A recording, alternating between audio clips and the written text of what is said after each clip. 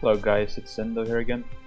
Today I want to make a video about one of the weapons I've been playing quite a bit recently, and that weapon is Aerospray, RG, or called an Aerospray, I guess a more common term for it. And I want to talk a bit about why this weapon went from basically unused to high tier in a competitive Splatoon 2 in just one batch.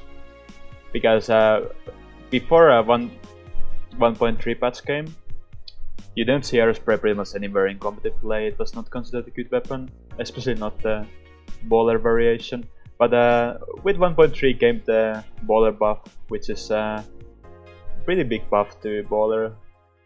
And I'm not gonna go over each change, but especially the changes that lets it ink more and deal more damage, like minimum up from 30 to 55, were really significant and really made the special one of the best in the game. At the same time, you see tri-slosher and ink armor go down in usage because, you know, both received huge nerfs. So again, you don't go 3 slashers in one team comp anymore. And when that happens, you have to figure out something else to fill in spots, and especially in splat zones, you know, having that Aerospray and having the really efficient inking, like that's the thing with Aerospray. Compared to something like Junior, it's not even close. Like Aerospray, you can like hold down the right trigger for like forever. It's insane. Like no any kind of like ink related perks, and you just can like hold down the trigger. So yeah, it's for sure fastest baller in the game. Nothing else comes close. L3 also pretty good, but again I think Aerospray is just the fastest baller in the game by far. And yeah, so generally what to know about this game is that there's not so many options for weapons that ink a lot and have like a useful special. You can like make your whole role is just, you know, inking the map and getting your special.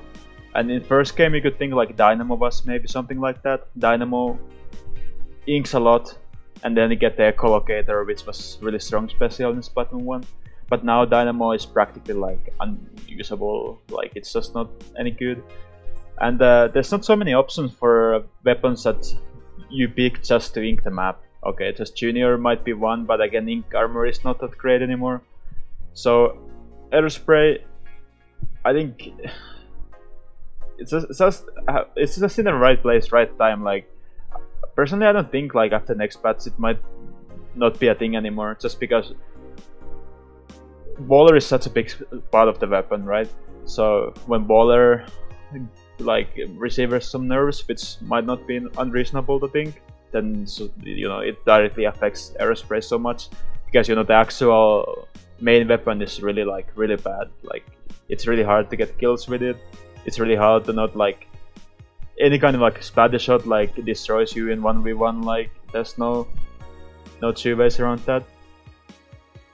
But it doesn't really matter currently, because you know you can just, you know, it's a team game, so you can just have your teammates focus on killing, and like you see me here, just, you know, just ink the map, get the baller.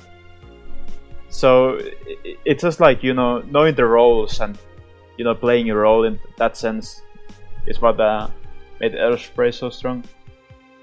And honestly, like I think Aerospray is kind of like underrated at the moment, because if you go to my Twitter, you can see charts about the Rise of the Sharks from last night. And you see splatter shot at 20.8%, which means like every team ran at least like on average like at least one was in every game. And sloshing machine at 19.9%, but Aerospray only 1.6%, which is incredibly like surprising, I think.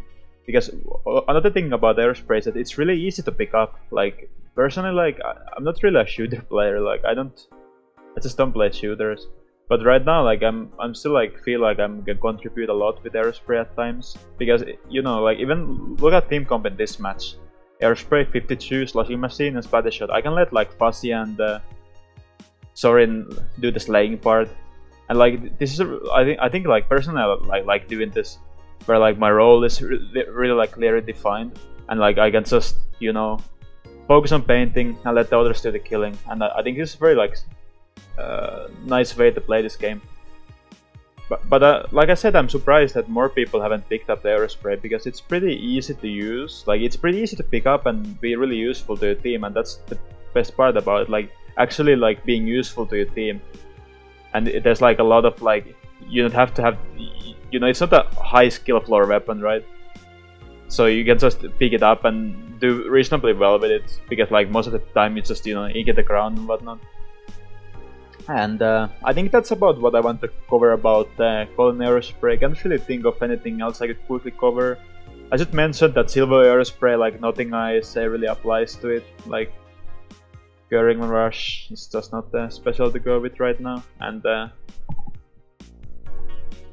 yeah, things might change in future, like patches come, but right now I just wanted to quickly talk about Golden Aerospray. And as always, if you have any questions, just leave me in the comments and try to answer. And if you have any suggestions about videos, then let me know and I'll try to make them happen. But that's it for now, and see you next time.